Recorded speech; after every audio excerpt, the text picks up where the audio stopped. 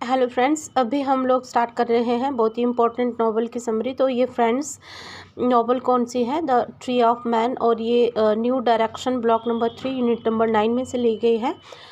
और इसकी जो नॉवलिस्ट हैं वो हैं पैट्रिक वाइट। तो सबसे पहले कर लेते हैं कि पैट्रिक वाइट कौन है।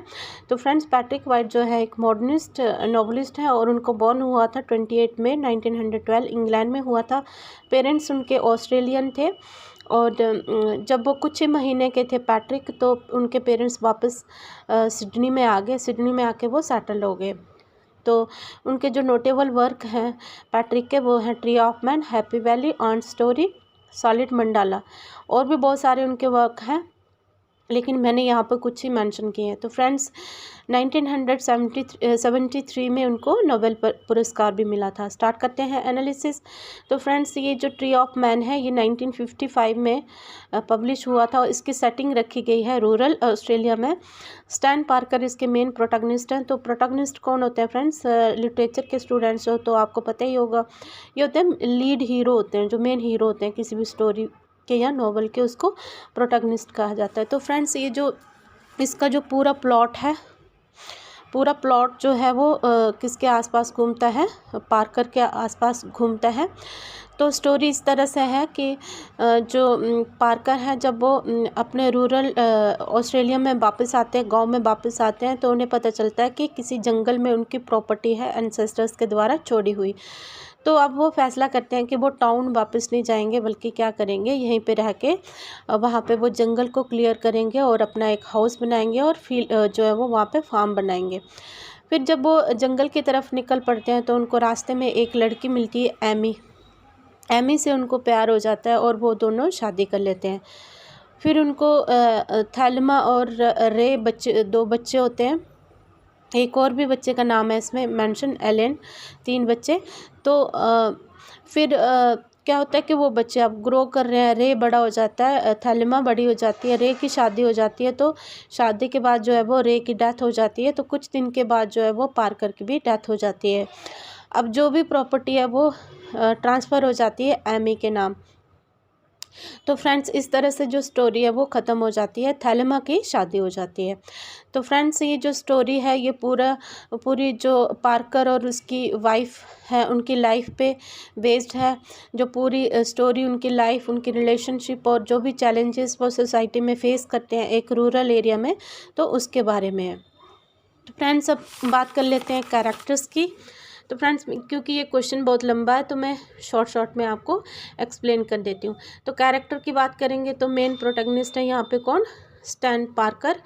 तो स्टैन पार्कर जो है वो पूरा जो स्टोरी है उनके ही आसपास घूमती है। एक किसान है, बहुत ही हार्डवर्किंग किसान है वो। तो वो कहाँ पे सेटल हो जाते हैं? एक रूरल एरिया में। वहाँ पे वो जंगल को क्लियर करते हैं और फील्ड बनाते हैं, अपना एक घर बनाते हैं। फिर उनके बच्चे भी होते हैं और वो अपनी बीवी के साथ जो है वो कई दशकों तक जो है वो संघर्ष करते रहते हैं उसी जंगल में। फिर उनका एक्स्ट्रा मैरिटल अफेयर भी होता है एक लेडी के साथ। तो वो कुछ समय के लिए दिखाया, थोड़ी देर के लिए होता है। मैड्ज रियान, मैंने यहाँ पे लिखा हुआ मेंशन किया उसको, उसके साथ उनका अफेयर भी रहता है, जिससे कि जो स्टोरी में है जो मॉरल कॉन्फ्लिक्ट आ जाता है थोड़ा सा। तो फिर उसके बाद एमी पार्कर उनकी वाइफ है और जिससे उनको लव हुआ था जब वो जंगल की तरफ जा रहे थे। फिर शादी कर लेते हैं और तो फिर उनसे उनके बच्चे भी होते हैं। एमी उनकी पूरे चैलेंजेस में जो है वो उनके साथ रहती है और वो वुमेन की लाइफ को डिपिक्ट करती है कि जैसे रूरल वुमेन होती है, उनको कौन कौन से चैलेंजेस जो है वो सोसाइटी में फेस करने पड़ते हैं। फिर उसके बाद कुछ और कैरेक्टर हैं, जैसे रेमंड थर्लो, उनका फ्रेंड है और नेबर है पार्कर जी का, और उनके साथ अच्छी फ्रेंडशिप है। तो ये यहाँ पे रिलेशनशिप को डिपिक्ट कर रहा है, एक सोसाइटी को डिपिक्ट कर रहा है, फ्रेंडशिप को डिपिक्ट कर रहा है यहाँ पे रेमंड। उसके बाद इसकी वाइफ है नेली थॉर्लो। नेली थॉर्लो भी एक सोसाइटी को डिपिक्ट कर रही है, वुमेन की सोसाइटी को डिपिक्ट कर रही है। तो जो भी वुमेन जो है वो चैलेंजेस फेस करते हैं तो उनको वो डिपिक्ट कर रही है। फिर उसके बाद मैड्ज रियान जो आती है, ये वही लेडी है जिसके साथ वो एक्स्ट्रा मैरिटल अफेयर में पड़ जाते हैं। कौन? पार्क कर कुछ देर के लिए। तो ये जो है वो यहाँ पे मॉरल कॉन्फ्लिक्ट और टेम्पटेशन को रिफ्लेक्ट कर रही है इस स्टोरी में।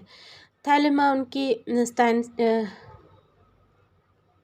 की बेटी है और ये भी जो है एक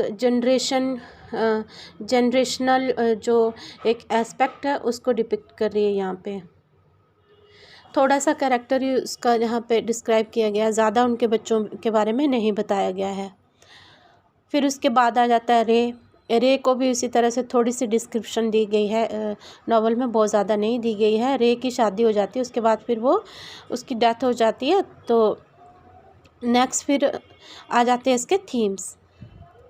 तो थीम्स में सबसे पहले आ जाएगा नेचर एंड लैंडस्केप। तो फ्रेंड्स इसको पढ़ लेना, मैंने थोड़े सिंपल लैंग्वेज में करके जो है वो एलेबोरेट करके जो है वो लिखा है।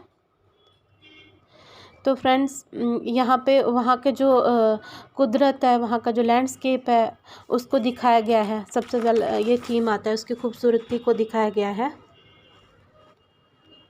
फिर आता है आइडेंटिटी एंड इंडिविजुअलिटी। अपनी आइडेंटिटी और इंडिविजुअलिटी क्या होता है, वही अपनी पहचान। जो यहाँ पे जो अपनी आइडेंटिटी को लेके क्वेश्चन करते रहते हैं जो एमी और स्टैन है इस पूरे नॉवल में। फैमिली डायनेमिक को दिखाया गया है, इम्पैक्ट ऑफ टाइम की फैमिली के ऊपर कैसे इम्पैक्ट पड़ता है टाइम का। जैसे जो स्टैन था उसको लव होता है एक लड़की से, फिर उसके बाद उनकी जनरेशन आगे बढ़ती है, फिर उनकी टाइम के हिसाब से फिर पार्कर की डेथ हो जाती है और फिर वो प्रॉपर्टी किसके पास आ जाती है, एमी के पास। फिर सोसाइटल चैलेंज, सोसाइटी में जो उनको चैलेंजेस जो है वो फेस करने पड़ते हैं। उस समय का जो वहाँ के जो पोस्ट वार ऑस्ट्रेलिया को दिखाया गया है कि जब वार के बाद जो है वो युद्ध के बाद जो है वो ऑस्ट्रेलिया में जो लोगों को कैसे कैसे चैलेंजेस फेस करने पड़ते थे वो यहाँ पे दिखाया गया है। तो ये भी एक थीम है। नेक्स्ट है फ्रेंड्स टाइम एंड लीगेसी। अब यहाँ पे टाइम को दिखाया कि जो टाइम है वो क्या रहता है। टाइम जो है वो चेंज होता रहता है और टाइम के हिसाब से जो है वो लाइफ में कंटिन्यूटी आती रहती है, टाइम जो है वो लाइफ आगे बढ़ती रहती है। आइसोलेशन इन कम्युनिटी, यहाँ पे आइसोलेशन दिखाई गई है। कहीं कुछ हद तक जो स्टैन को यहाँ पे वो एक्सपीरियंस करता है, आइसोलेशन, अकेलापन महसूस करता है। फिर उसके बाद जो एमी है वो एमी अकेली रह जाती है, विडो हो जाती है जब उसकी पार्कर की डेथ हो जाती है, उसके बेटे की भी डेथ हो जाती है, बेटी की शादी हो जाती है, तो वो भी आइसोलेट हो जाती है। तो आइसोलेशन भी एक अच्छा जो थीम है वो है इस नॉवल का। उसके बाद कंक्लूज़न ऐड करना है फ्रेंड्स। तो कंक्लूज़न में आप अपने से भी कुछ ना कुछ ऐड कर सकते हो। तो यहाँ पे मैंने इतना सा किया है।